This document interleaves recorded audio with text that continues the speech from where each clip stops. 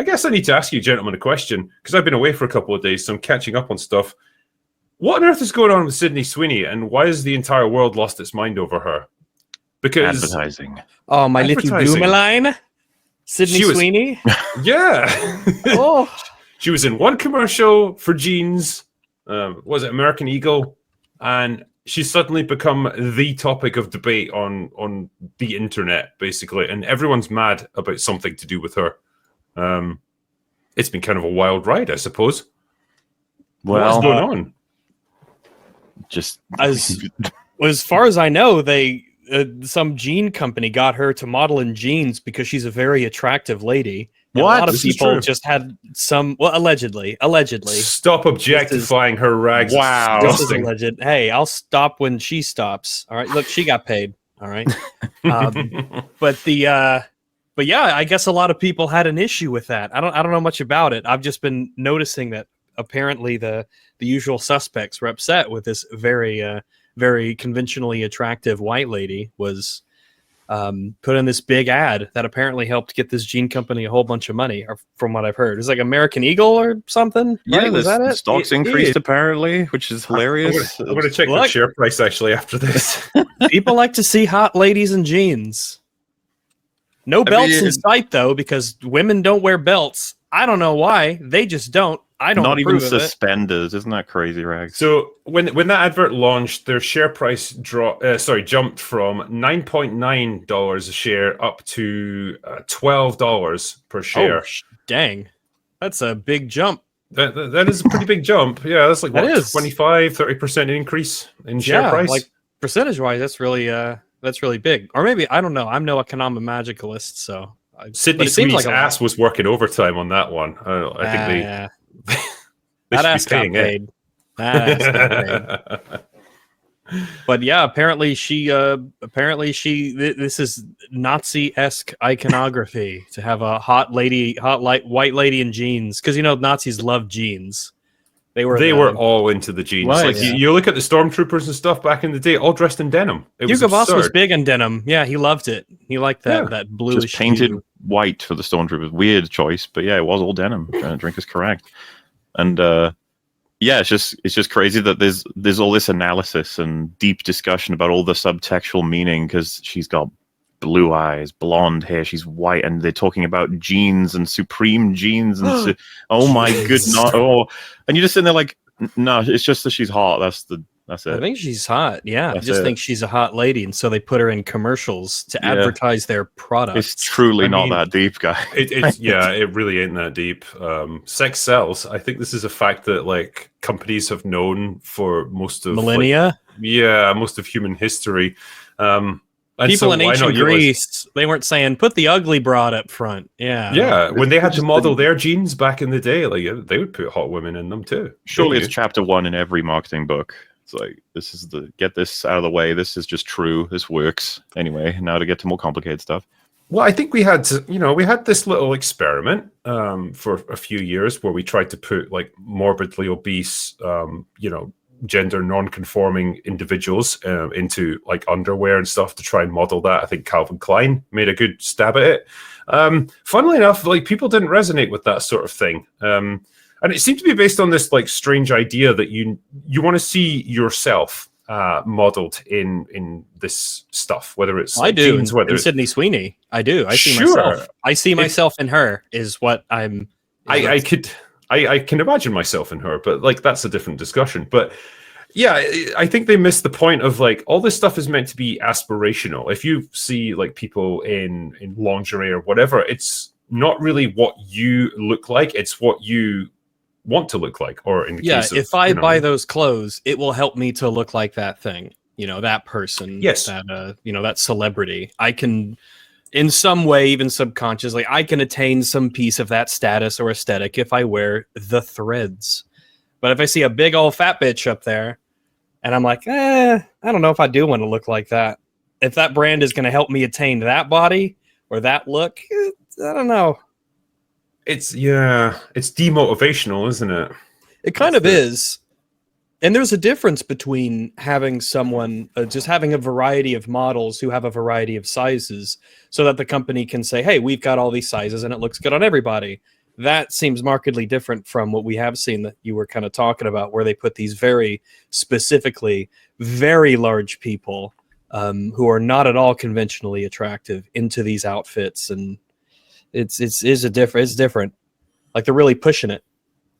They are, and it doesn't work ultimately. And I think most of the major brands, was it Victoria's Secret? I think they used to do like their lingerie models, and they tried to either do away with them or replace them with more body diverse models. And it was a horrendous disaster, and no one was interested. And so they just bit the bullet and reverted back to what they did before, and everyone's happy again. And I don't know, man. Happy again, except some people, I guess. Sure, yeah, but then you kind of you wonder what the ulterior motive is to a lot of that. Like, is it going beyond the aesthetics to like what it represents for them, or just hey, misery loves company, And if say they look in the mirror and they see a diverse body type that doesn't really get reflected in the advertising. Are they just sad? And rather than go to the gym and get in better shape, it's easier for them to just demand that, things get made to appeal to them or make them feel better about themselves.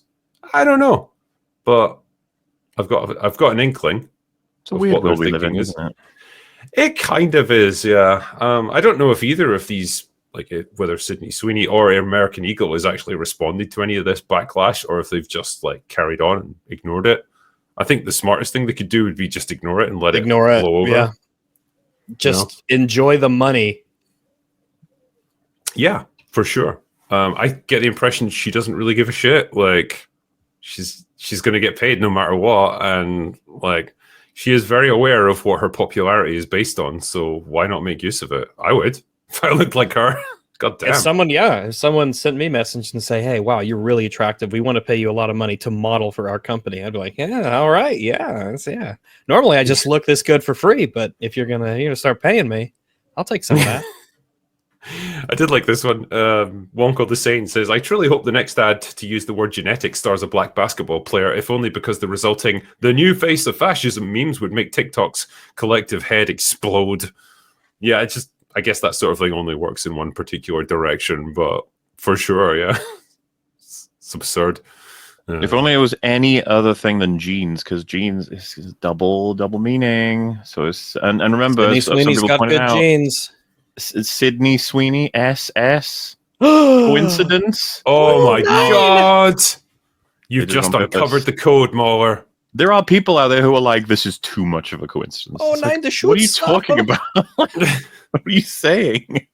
American Eagle's like, we're bringing it back, everybody.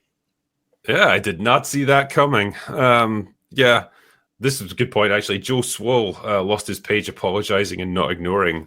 Yeah, because he made a post about Hulk Hogan, didn't he? And he was called out for like, oh, Hulk Hogan said bad things back in the day. That means you can't ever say anything good about his wrestling accomplishments. So he immediately backtracked and apologized. Yeah, and it's what's the point? He had like a follow-up post being like, looks like I can't do anything right. It's like, how about you just stick to your principles, and actually believe in something and stand your ground? Like, okay, if you really didn't like Hulk Hogan, you can say it, or better yet, just shut the fuck up because the guy just died. Maybe just have a respectful silence. Yeah. Or if you do want to support him, fine. Like, stand by that and say he wasn't perfect. He was absolutely a flawed human being, but he accomplished amazing things. So maybe we should just be mindful of that. Instead, this, trying to please everyone bullshit. Like, you're not going to please everyone, especially one particular side. Like, if you ever say anything wrong, that's it. You're done. No amount of apologizing. It's like that Splitgate 2 guy when he wore that Make FPS Great Again hat. And then I guess he saw someone didn't like it, and so he completely reverted and said, "Oh, I'm so sorry for this parody hat I wore." And then he ended up making everybody upset because now, like, oh, well, now you're a giant pussy and I don't want to play your game. And now they hate you anyway because they're always going to hate you. So great work. Think about, this is ages ago now, but that guy who landed like a probe on a meteor or whatever, but he was wearing the wrong shirt. Yeah. Oh, yeah, that. It had like a woman in a bikini on it, and ironically, it was given to him by his wife. Yeah, well, she should have thought about that. You know, the sad thing is, like, he wasn't even a public figure. Like, I guess No. guys like Joe Swoll and stuff, like, okay, like they're used to taking their knocks publicly, but this guy was just like a scientist, you know, and suddenly he's getting bombarded with like all this, like, you know, threats and like abuse and stuff, and it like reduced him to tears when he was apologizing for it. And I just thought, wow, all those people who did that, like, you ruined what probably was like the greatest achievement of that guy's life and turned it into a incredible nightmare. achievement for mankind. Like landing like a probe on an asteroid or whatever. That's incredible. Yeah, and it's like you've reduced him to tears because he wore the wrong shirt that you didn't like. Are you That was proud of early. yourselves? That was early in like the feminist kind of discourse. so, yeah. really. I was going to say that feels So like I wonder- ancient times. So I wonder if that thing were to have happened years later or around today, what the response would have been. Just because the culture around that was still sort of developing, it was new, it hadn't settled. I mean, I think now, probably after all those years of like people getting cancelled and stuff, he just never would have like been allowed to wear a shirt like that. It's like his wife would have said to him, like, you know, don't wear it. Like, I don't care about it, but it's not worth the abuse you're probably going to get if you go on TV with it. I hope we get to a point where we can just, you know, anyone, even like a guy like that who's not used to public, you know, backlash, could just say, "Fuck you! I'll wear what I want. I don't care about some puritanical little shithead who wants to like exercise power over me on social media. You can fuck right off. I'll wear whatever I want to do." About the ear itself, it reminds me of training I got in that hellish toy store. That very much made me like sort of, it just black pills you on a lot of stuff where basically they give advice for what happens when customers are insane, basically. You know, like if a customer says you've done something that you haven't, or if a customer wants a refund when they've clearly broken the thing, or blah blah, they were like, there's stages to this. You know, you try to calm them down, you do try to see about what's reasonable, negotiate in some way, you can call for higher ups to come down. But they said, but if it takes like 10 plus minutes, whatever they want, just give it to them. Like if they're loud enough and they scream enough, just give it. And I remember being like, "That's terrible," and it makes me think that that's kind of reflected in culture as a whole. That companies will just be like, if everyone screams loud enough, we'll do anything like you want, basically, even if it means ruining people's lives. Just like, yeah, okay, we'll do it. Fire that guy. I'll do this to this guy, whatever. I mean, I think it's this ability, and maybe it's starting to wane a little bit now, but like, yeah, that ability to just raise a stink on social media. They would rather just cave in and give you what you want and take that minor financial hit or whatever, rather than the negative publicity of just bad PR. Yeah, and it's the sad reality of it, unfortunately. But yeah, the fact that it can happen to individuals as well, and you know. I think that's what's the more frustrating part of it. Like, people's lives can genuinely be ruined. Like, a company will just, you know, take a little financial hit on something and give you what you want. That's fine. They'll move right on from it. But if a person gets, like, you know, publicly raked over the coals like that over something minor, like, for example, that guy's shirt, you know, that could potentially be a thing that comes up every time he applies for a new job anywhere. Like, they'll do a background check and like, oh, right, you were involved in that big controversy, weren't you? I don't know if we need that kind of exactly. It can be enough for them to be like, let's just hire someone else. This guy's gotten into trouble it's not before. it's not worth the hassle. And like that's the really horrible, sinister aspect of all of this. Like, the ability that people have to just ruin someone else's life just by getting a small but very vocal group of idiots to gang up on them online, and that sticks with them forever. So. Yeah, I really want us to move past that as a culture. I think that's absolutely had its day, and it needs to fuck right off now. You know, and maybe something like this, like, okay, I know it's like a one example, but the fact that the company hasn't issued any kind of apology, they haven't backtracked on it, they've just carried on and let their share price go up. Hey, that's progress, I guess. It is a small but noisy amount of people who are saying it, so it probably is better to ignore it. Just move on. Yeah. The blueprint of what not to do has been done many times at this point. It really has. Yeah, and I just I'm looking forward to that point where the same people who are mad will be mad at someone else in like 2 days. Yeah. They'll just forget. Yeah. They'll get a little bit of rage every time they see Sydney Sweeney in something, though. Well, it's like rage mongering, right? Like they farm it because it makes them feel something because nothing else is going on. Yeah, I mean, I think I can't remember who it was, but like they mentioned like the reason a lot of these people do stuff like this is it gives their lives meaning. You know, probably a lot of them don't really have much going on, and You need causes. You need something to attack and go after. Living your own life and doing your own thing. It's not necessarily enough. I mean, we all have causes to a degree. We all want to change the world in some way outside of ourselves, but I think there's a healthy way to do that, and it shouldn't be something you're constantly seeking to do all the time. It's like a drug. Well, I think kind as of well, self-righteousness is a particularly dangerous sentiment to have, depending on who has it.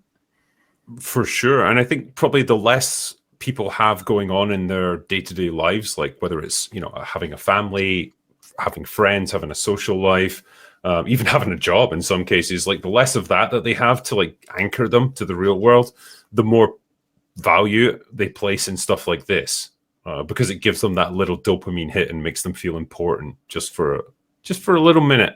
But that's something. Always, I think brings that quote to mind from Aldous Huxley: to be able to destroy with good conscience, to be able to behave badly and call your bad behavior righteous indignation. This is the height of psychological luxury, the most delicious of moral treats. So basically, if you can create a system that justifies any action, and you are the good guy committing to the worst things, it's like, whoa, doesn't that feel good?